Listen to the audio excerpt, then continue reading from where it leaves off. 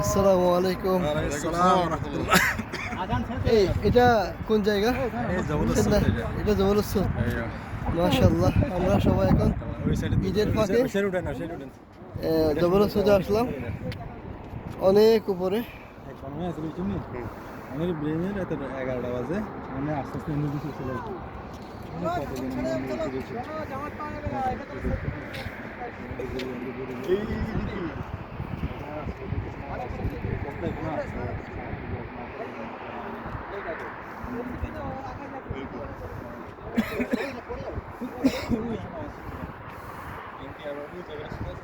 এই সিঁড়ি দিয়ে উঠলাম, শেষ পর্যন্ত নামাজের সময় হয়েছে, আমরা চলে আসছি।